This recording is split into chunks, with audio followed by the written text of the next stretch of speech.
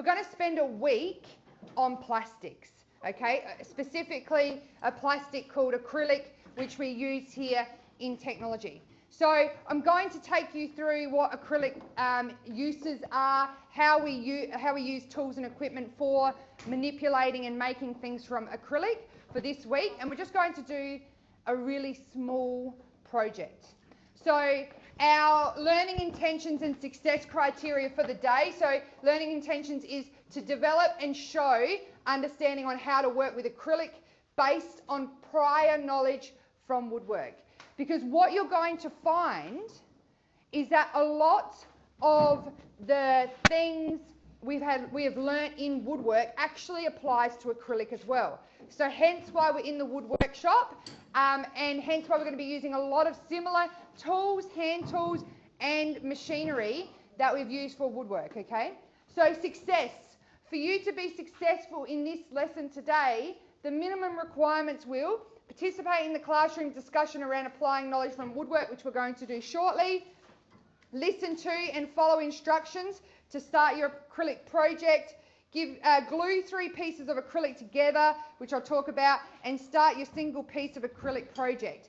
So what you're going to do in the end will be actually you'll take 3 pieces of acrylic and we're going to glue them together, all right? And they're going to create, later on, you'll create a keychain or a key tag out of that using woodworking tools and a couple of pieces of static machinery such as the drill press and also the buffer. So I'm going to teach you how to use those.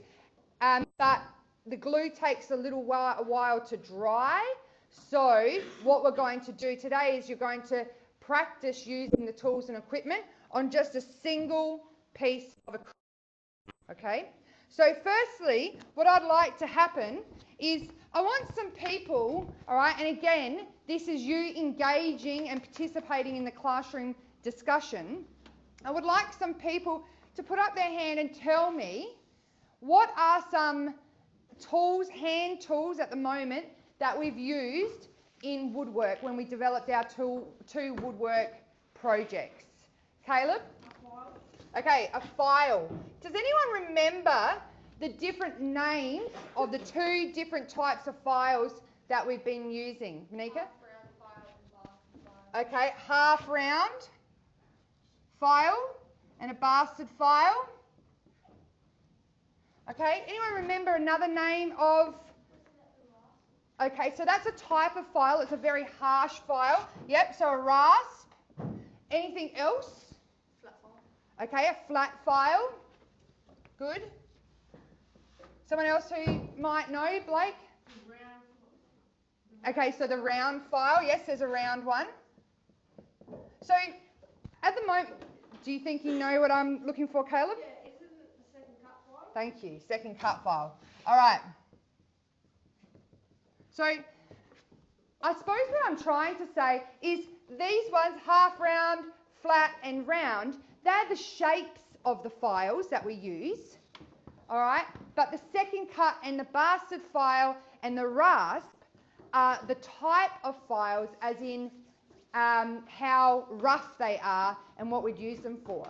So, Adoni, do you remember which one out of the rasp, the bastard file and the second cut file, which one is the roughest, do you think? I sort of indicated it before. Can you remember it all?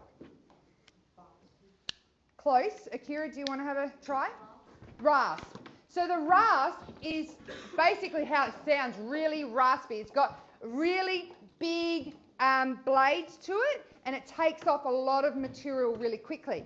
Now, with woodwork, that's a good file. Okay, we've used that to really shape and manipulate timber, but with plastic is so little and fine, we're not really going to be using a rasp on that.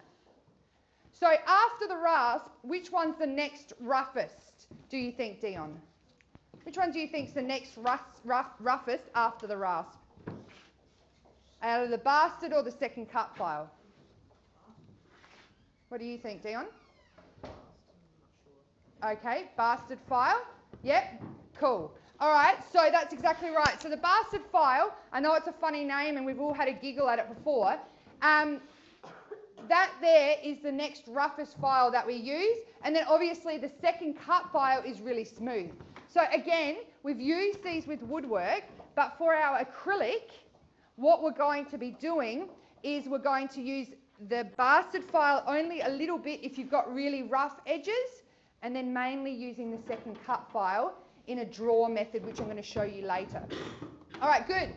What are some other hand tools that we've used for woodwork? Who hasn't? Yep, Katie? A gouge. All right. So definitely something mainly for timber. We won't be using that for acrylic, but yes, it's a hand tool we've used. What else? Riley? A mallet. In what capacity did we use the mallet for, Riley? What did we use the mallet with? With the gouge? Good. Akira? Okay, so yes, orbital sand. I'm going to just put that over here for a second because we're just talking about hand tools at the moment. Dip Kieran? Coping saw. Awesome. And Jess, what did we use the coping saw for? What is that used for? Remember, you did use it. Yep. Sav, what do you think? All right, yeah, it's for cutting out. We're using a hand tools for cutting. Just when you first arrived, we did use that little bit. Yeah, with your spoon. Okay, all right. So, our coping saw is used for cutting out, and we're definitely going to be doing that with our acrylic. All right, any other hand tools? Lucy? Okay, good. Sandpaper. Caleb? You had sandpaper? Anything else we can think of? Yep. All right, so not unless Blake. Okay, cork block.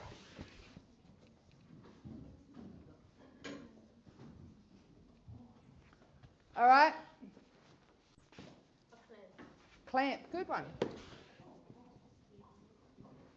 So G-clamp. All right, good. We'll just stop there for a moment.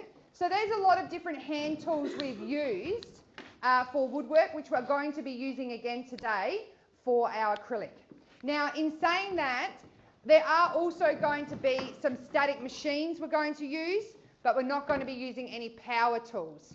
Now, we've already mentioned one power tool that we use, the orbital sander. Can anyone remember the second power tool we used? Reese, do you remember the second power tool we used for the chopping board to join it together? Do you remember what that was called? No. What do you think, Dion? The biscuiter, okay? So the second power tool we used was the biscuiter, and some people may have used the drill as well as a power tool. Now, static machines. Hayden, what's a static machine we've used in woodwork so far? Bandsaw. Good. Tash, what's another one? Look around the workshop. It's not that hard. You can see them. What else did we use for our thing?